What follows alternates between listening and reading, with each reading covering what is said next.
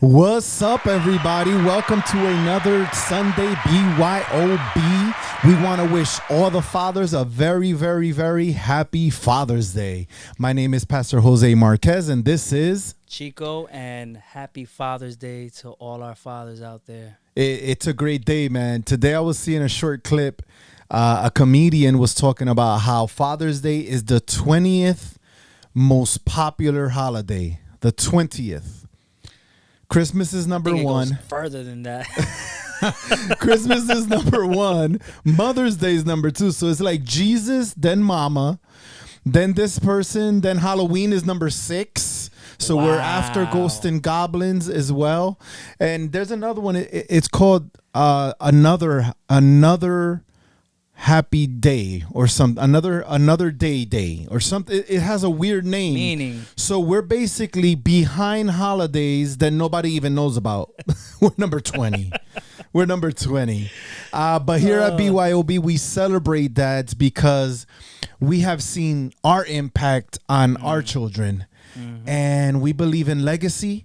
And I was looking up the definition of legacy, and it's basically what you leave behind for those that come after you, right?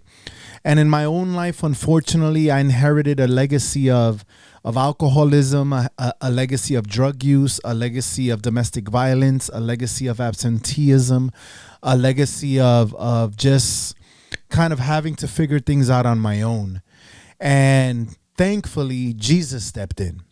Right. So my growing up with a dad was a little bit different than your growing up with a dad. You were blessed and didn't know it. Share some of that. Absolutely. You know, growing up, I think that the influence around you, it was different for me growing up. I had my father present. A lot of my friends didn't have that opportunity. And they always said, you know, you're so lucky. And because, you know, your parents overprotect you, they want to be involved and they may nag at you. You may look at that as a negative, right? Until I was grown enough to realize, you know, not only after I had a son, but leading up to that, I started realizing how important it is to have a present father. Yeah. Because even when I found out I was going to be a dad, the first thing I thought about was, if I'm half the man my father is, then my son's going to be blessed. Oh, that's so good. And although there's things that obviously we want to change from our, you know, the habits we were taught, but just the values, the work ethic, the integrity that my father carries holds a lot of value, and I know that it will be valuable for me to be able to carry that legacy on to my son, plus what I've been able to pick up on my life experience. But it's just, you know, a lot of us, we look at our parents and sometimes we judge or we resent, and they're learning just like we're learning. Yes. They're living a human really experience just like we are. Really good. And another thing I picked up growing up, as I was preparing for fatherhood, was empathy. Right? Like really, really putting myself in my dad's shoes. Oh. Really, really saying, wow, like you really had to go through these things. And you came out a better man out of it. Yeah. Thank God. And I'm just thankful that I have my father in my life. I hope that a lot more people are blessed to say that. And those that don't, that you become that for the next legacy. Yes, yes. For your kids. And you know, I don't want to kick my father's back in, you know what I mean?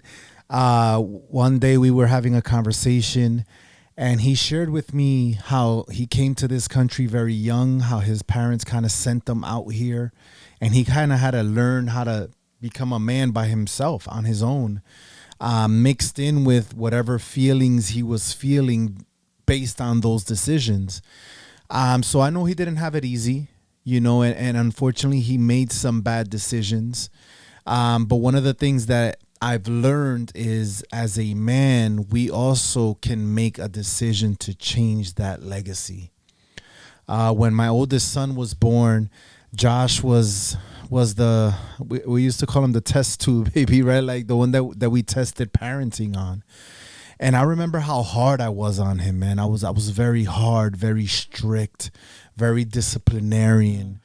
And I didn't know it then, but I see it now in Caleb, right? My oldest is 29. My baby is 1. Yeah, like I'm that crazy guy. That's a range right A there. big range, That right? is But range. in the middle of all those years, I learned some things, right? And I've learned how you have to be able to mix applause with the discipline. You have to be able to mix praise with correction. You have to be able to mix love and hugs with, that sternness. And kids need it all. big. Kids need it Yeah. all. But one of the things I decided was that I want to change my legacy. I want to change my legacy. So I partnered with Jesus and I said, you know what, Lord, like teach me how to do this because I don't know how. And he's taught me, man. He's put me around a lot of great men, great mentors, great examples. And one of the things my pastor has taught us is that things don't happen to you, they happen for you. So I'm learning to reframe my childhood in the light of God's purpose today. And I'm able to see that my father helped in making me a better me. My father helped in making me stronger. My father helped in making me a go-getter. My father helped in making me a lover of family. My father helped in making me someone that would never lay a hand on a woman. My father helped me in making me be present for my children. My father helped me in all those ways, although he didn't necessarily intentionally do that. He did it. And I'm thankful for that. I'm thankful for that. I'm thankful for you and your stories that you share because they bless me, right? When we share our stories, guys, of not only defeat, but of victory, when we share the many times, the lessons that we're learning, the ways that we're growing, we encourage other men to do the same. And when we encourage other men to be examples and to be excited about that example, because listen to me, guys, when you're a good father, reject the imposter syndrome that says you have no right in thinking you're a good father just because you had a bad one. No. You have every right to be a good father. You have every right to be an example. And in God, you can change that legacy. Absolutely. I couldn't agree more. And I appreciate you sharing because it takes a lot. It takes a lot. A lot of us, we justify things. We deny things.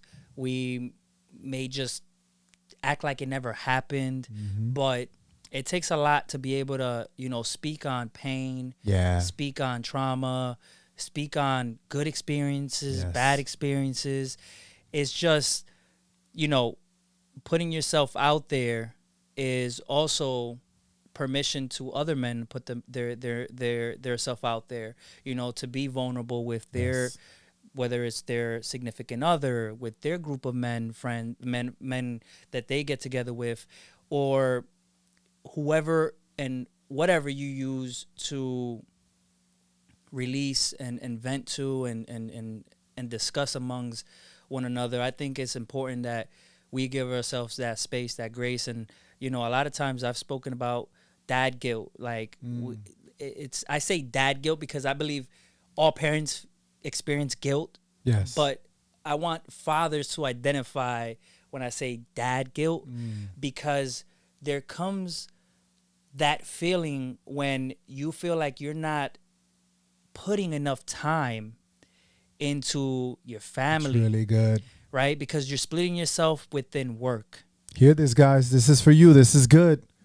You're splitting yourself with the time you need to give your significant other outside of parenting. Yes. Because we mix both. Then what you like to do or what you enjoy. Yes. And then everybody else that you need to be there for. Oh, that's so and good. There's often times where I feel like, am I pouring enough into my son? But if I pour into my son, that means I can't pour into the career that's going to help fund the future for my son. Am I fueling and pouring into my relationship? Because without it, then, you know, it's a broken home. Like it's, and we tug and have this battle. Like, where is there balance? And I've come to, you know, a lot of times I try to find balance, and I always come to the conclusion that there's no such thing. I like that. There's no such thing, because it that's what sacrifice is. Yes. You know, yes. one thing is gonna suffer. I love that. In you know, in order for the other thing to blossom, but that effect is also gonna pour back into those things that you sacrifice, because as long as it's worth it. Like, if your career is gonna help you grow in order to put your family in a better position, then the sacrifice is now, the reward is later. And when you see the reward, your family's going to also be blessed with that reward. So if you're feeling that, and if you're feeling guilty, but you're putting in the time into something that really matters, just realize that we're with you. We feel you. Yes. You're not alone. It's normal. Yes. And keep fighting, keep going. So good. Because a lot of the times that can drive somebody crazy. It can make you feel like giving up. It can make you feel like nothing's enough. Love you know? that. And love that. That's just a message for the young fathers, all fathers. Yes. Out there that are learning for the first time, and those with experience that still haven't gotten over that feeling. You're doing a great job. Just keep going. That's so good. Happy Father's Day, Papi.